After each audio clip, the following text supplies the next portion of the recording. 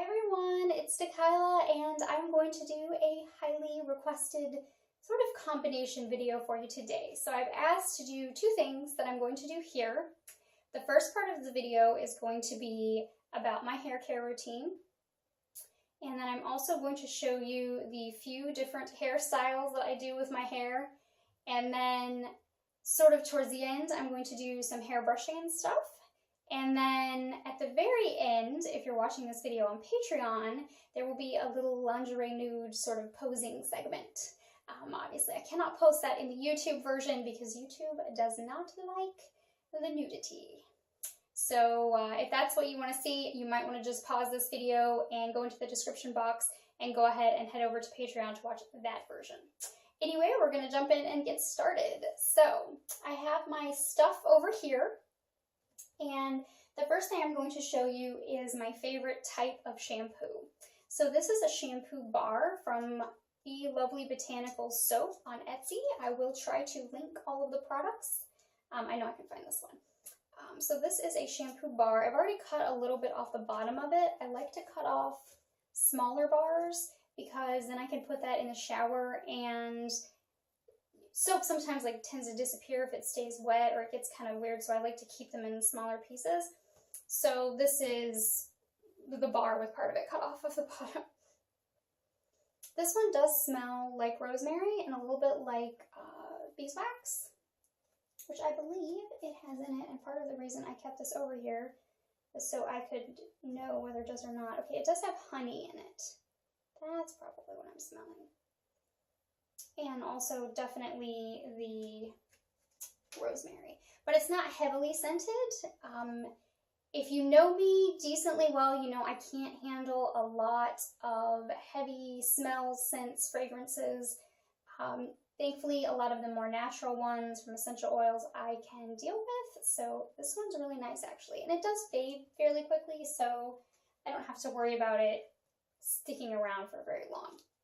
Now, if you haven't used a shampoo bar before, the main difference is how you use it. So what I do is sort of a combination.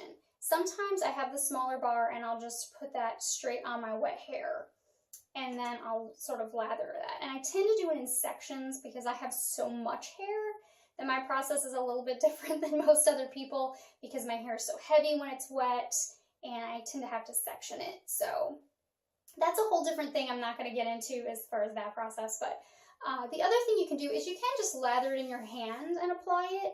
And the thing to keep in mind with shampoo bars is they do not have the same surfactants, which make those bubbles, but they're also very harsh. They don't have as many of those, so you're going to get a lather, but it's not going to be the same as with regular types of shampoo. So the other thing that I'll stop and mention here is how often I wash my hair, because I think that is a major contributing factor to how my hair stays long. I have it pinned up right now, but I will take it down. So how my hair stays long, and also how I've really stopped the breakage issue as much as possible. I do like to wear my hair down a lot, so I do have a little bit of breakage just from sitting and stuff like that, but I'm okay with that because I like wearing my hair down. I enjoy having it down. So I wash my hair once to twice a week. Everybody always says, oh, you only take a shower only once or twice a week, and I think some of them are trying to be cute, but obviously I bathe every day, but I wash my hair once or twice a week.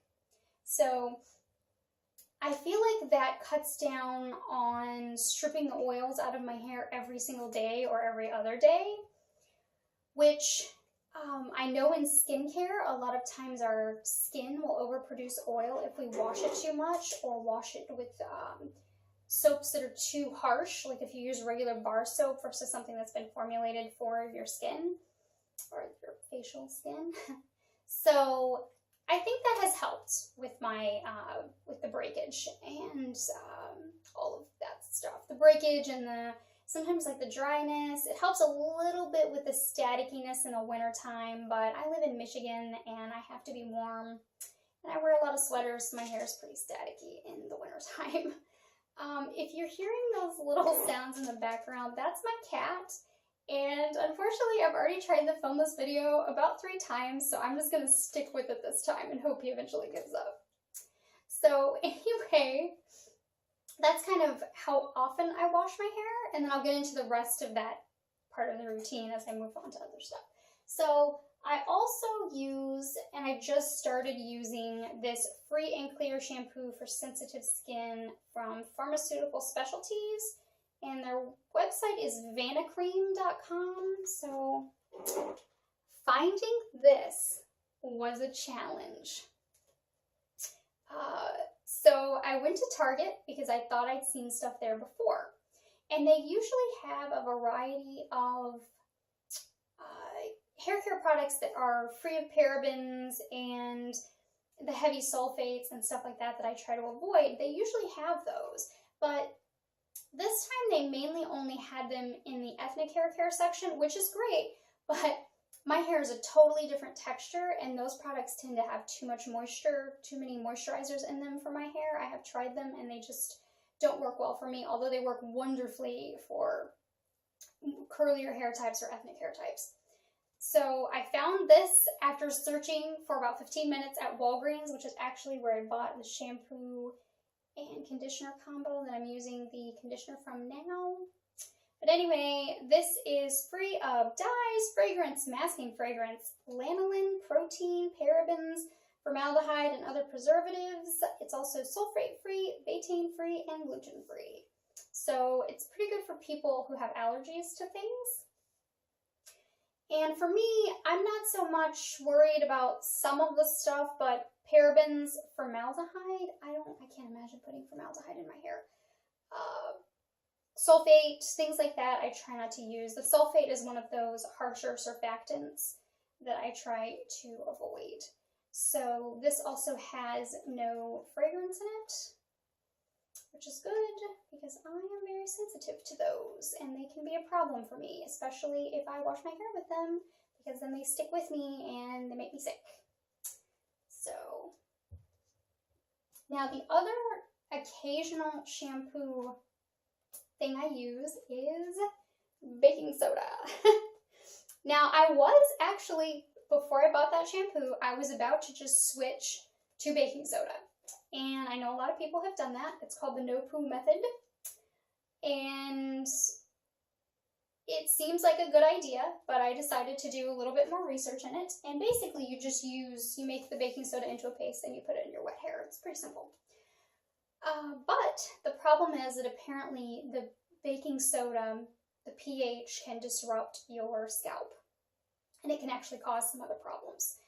And since I didn't want to do that, I am not going to switch to just baking soda. I am going to continue to use it occasionally for clarifying purposes. And it does seem to make my hair softer. I usually just use it, as with all of my shampoo, I use them about down to here. And again, I'll take my hair down and I'll show you. So basically I get the roots and I get about to my neck for shampoo. Then I use conditioner about halfway up the ends. So the conditioner that I'm currently using, and I almost didn't put this in the video because I don't think you can buy this anymore. And actually it's pretty old. But this is the Bio Infusion Daily Rosemary Mint Conditioner. And this was actually distributed by Walgreens. And the main thing for me is that it's sulfate-free and paraben-free. I'm going to have to find another conditioner. This is like your pretty standard formula conditioner. And again, I've tried some of the ones they make for ethnic hair or the heavier ones, and it's just too heavy for my hair. I cannot, everyone always suggests, just use coconut oil. Coconut oil is way too heavy for my hair. It just makes my hair look greasy. So that does not work for me. I do have a conditioner bar similar to the shampoo bar, but I cannot remember where I bought it from. And it looks kind of gross after being in my shower for a while. But those are an option. I might actually switch to those. And there's a couple indie brand ones I found that were pretty good, but I ran out of those and I've been trying to use up what I have. So that's kind of my products. You'll notice I didn't mention any hair gel or hairspray or anything like that. The only other thing I put in my own hair is occasionally a dry shampoo made out of arrowroot powder and unsweetened cocoa, because I have dark hair. That actually works really well. I just kind of made a mix of it together. I think it was roughly half and half. It's a pretty good dry shampoo, and the really awesome thing about it is the next time I wash my hair, it smells like chocolate. Maybe my hair just smells like chocolate after I use it, but I notice it the most after it gets wet, even if it's a day or two later. So that's what I use for dry shampoo. I don't use the other things on my own hair. Occasionally for photo shoots, the hairstylist will put some in my hair. I have to be careful with that because hairspray can make me sick. It can give me headaches. So I usually have to cover my face completely, and I have to make sure the one that they're using isn't heavily fragranced, so it's kind of a problem. Also, my hair is so long and the texture of it doesn't hold a curl well, so trying to curl my hair is kind of... I'm sure there's ways to do it, but I can't sleep with curlers in because that gives me headaches, so I pretty much just deal with straight hair. So this is kind of one of the hairstyles, if you want to say, that I use. I have a little clip in it. So the other one is this half ponytail thing. And I never get this clip stuck in my hair except for today when I'm doing this video. So the half ponytail, I use these hair elastics. I have a bigger one here, and I also have a smaller one. I don't know if you can see, there's no metal, and they're made out of what I think is kind of like rolled pantyhose material. But they work well for me. They're a little bit difficult to find now, though. So for the half ponytail, I basically put my hair in a ponytail, and then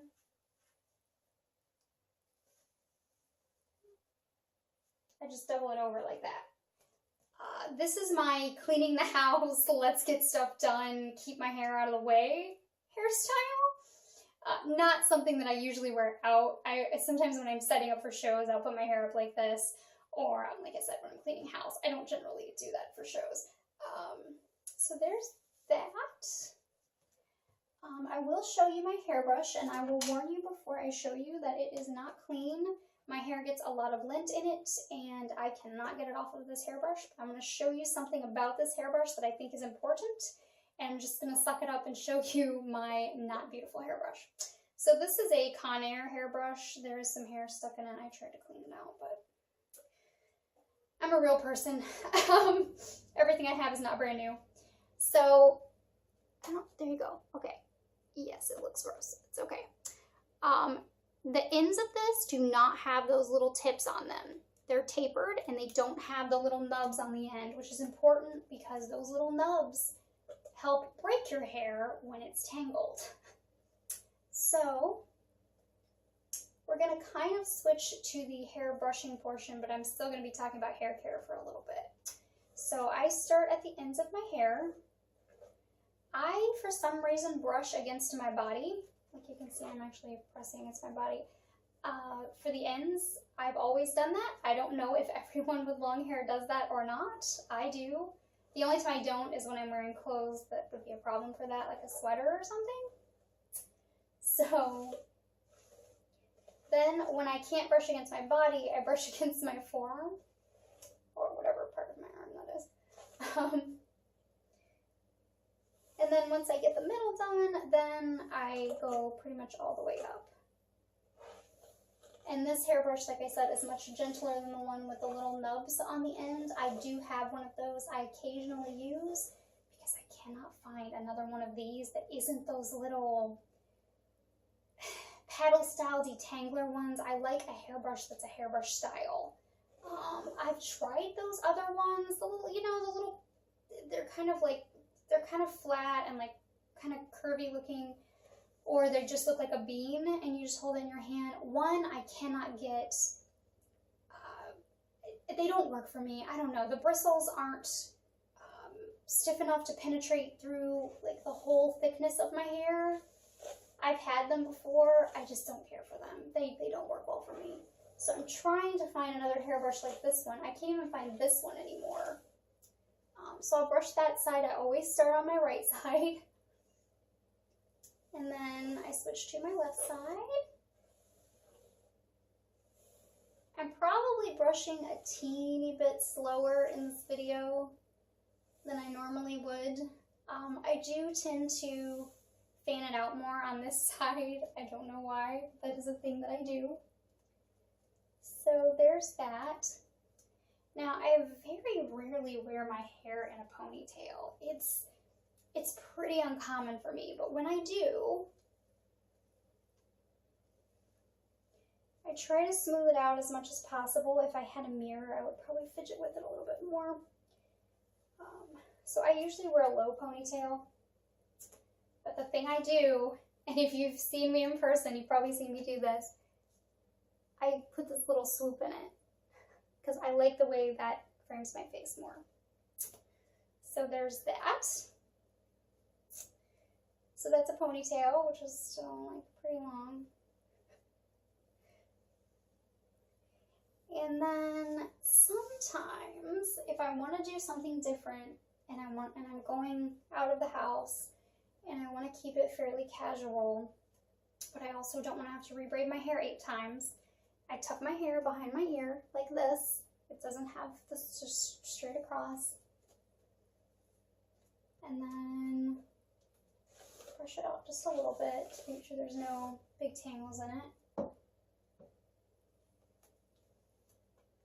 Smooth it over several times because I do that a lot. And then I do my best to section it evenly into 3 sections. It's never even, no matter how hard I try. Now, the one thing about this is I pull it pretty snug behind my ear the first few passes.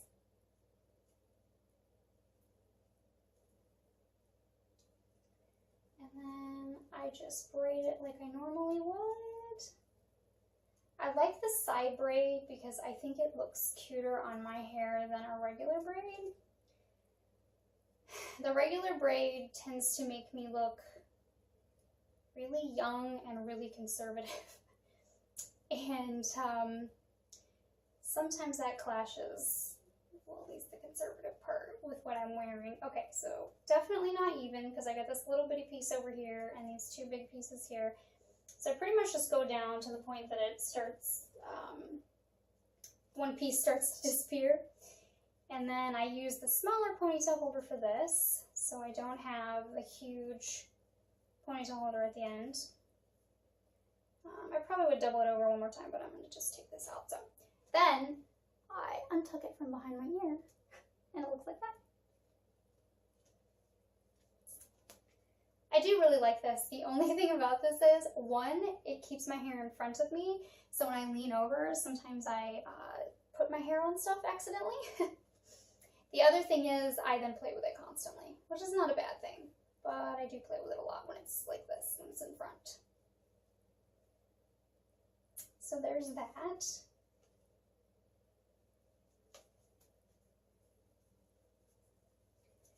Now, when I just have my hair down, there's a couple of the things I do, but not often enough to show you it there. Okay, I actually like the way my hair looks the best when I have it in the front like this. This is my favorite.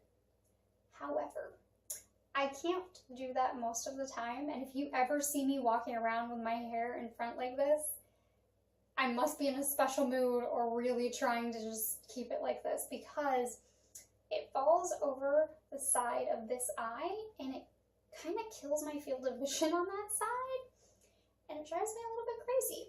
And as much as I love the way it looks, I still need to be able to see, so normally it's behind my ears like this.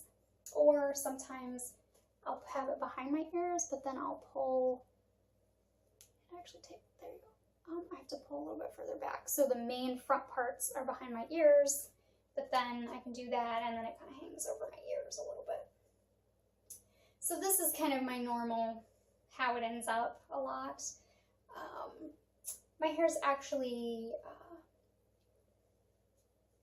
I want to say I washed it, let's say 3 days ago, so this is kind of like 3 days of wear. So it's not quite, this is actually still pretty good. I like this texture. So that's kind of how it looks just normally. And then if I'm doing something and my hair is down, I don't know, maybe it looks like this. And then finally I'll push it back and like get it out of the way. But so that's kind of hairstyling. Sometimes I do an updo. I don't have any bobby pins with me, but it's really, my updo is really simple. So what I do is I just twist it gently. I don't twist it really tight. And then a lot of times I just pull it over the front and finish twisting it to keep it kind of straight. But then also because then I'm not craning around behind my back, so I get it as twisted as I can.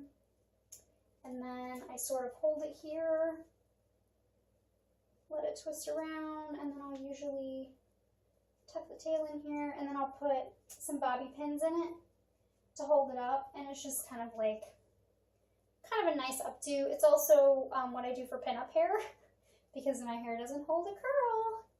So yeah, that's what I'll do sometimes when I do pinup shoots and stuff like that. I'll just do my hair like that.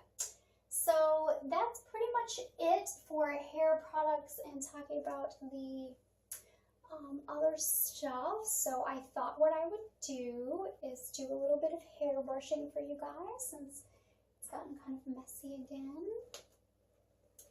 and talk to you a little bit. So, and tell you a little bit more about my hair. Some of you probably already know this and it's probably repetitive for you, but I've had hair in this length since I was really, really young. I probably at least 4, because I have had, I don't know where it is, an old photo of me with a ponytail, and my ponytail is already down to here, which is about where my hair is now, depending on how recently it was trimmed. And I did have little bangs, or fringe, I call them bangs, when I was a kid. I don't remember when I grew them out. I haven't had them as an adult, though. As far as how long my hair has taken to get this long, which people ask me all the time, the real answer is forever. Because I've never cut it. I do have it trimmed, but I don't cut it or layer it or anything like that. So I don't actually know how long it takes my hair to grow out to this length. Now, if you know about hair growth, which I've started to look into more recently because I started being told by people, let your hair grow out longer. You should grow it out to your knees. Okay, I love that idea, but hair length is actually partially determined genetically. And your hair has a growth phase where it actually grows, and from what I understand, that phase can last anywhere from 2 years to about 7 years. And there are some people, I'm sure, that are outside of that spectrum, but generally speaking. So your hair grows about a little less than ½ an inch per month during that phase. And so if you have a longer hair growth phase, your hair could grow longer. If you only have 2 years, you're only going to get about ½ an inch a month for 2 years, and then the hair falls out. It doesn't all fall out at once. It falls out, you know, quite a few strands a day, but enough that it stays at about the same thickness and such for most people. And so I don't actually know what my hair growth phase is, and I don't want to cut my hair to find out, but I do know that it does not grow longer than this, or, you know, maybe an inch, give or take, which is about tailbone length. But that's about as long as it grows, and I was kind of happy to find that out. I kind of knew, but I hadn't really looked into the science behind it. And it kind of made me feel kind of like, okay, I was right. My hair really isn't going to grow longer than it is. So even if I take like a million vitamins and stuff like that, unless I had really damaged hair or something like that that needed to be taken care of for it to grow longer, it's not going to make a huge difference. So that's my take on it, which is kind of backed up by science. But yeah, I mean, I would love to have it a little longer, I guess. I mean, it's been the way it is for so long. I like it this way. I like it this length. Sometimes I don't realize how long it is though. Like right now, I'm on this like little bitty screen, and yeah, I can see how long it is compared to me standing here, but I don't see my whole body very often. And then sometimes I'll see myself in photos and I'll see like how long it really is. And I'm like, okay, now I understand why people are like, oh my gosh, your hair is so long. And then of course you've got people who think long hair is like to here. And I'm like, that's not really that long. But, you know, people can do what they want. It doesn't faze me either way. So that's kind of my hair story talk sort of thing. I do love to play with my hair for photos. It's just fun, and it's kind of something extra I can do that's just, you know, just to me. And not that other models don't have long hair. There are some lovely ones that I follow on Instagram and such, but it is a little bit different. So I also thought today, since I'm doing this, that I would put on purple, because purple is my favorite color. I love this shirt. This is actually some of my day clothes, like stuff I actually wear out. With pants, though. Pants are important when you're wearing this shirt out. I wear it with like skinny jeans or something. But I also put on this lovely purple lingerie set. And I thought I would show this to you guys a little bit before we switch over to the patrons only portion. So this is a purple set that I got at Target. It's lace on the top, and the panties have a little bit of lace, and then they're kind of satiny. There you go. If I lean back, you can see the light hit the satin. And then the back of the panties, because we all know this is YouTube, or at least part of this is on YouTube, are a little bit sheer, but not completely.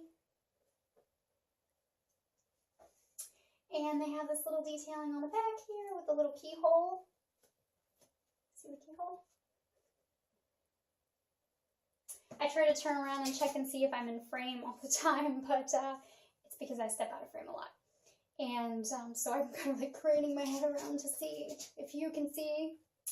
Anyway, I hope that you have enjoyed this portion of the video if you're watching on YouTube. And if you're watching on Patreon, we will switch to the fun, posy, Indian nude portion of the video. So if you're watching on YouTube, thank you for watching, and I will talk to you again soon.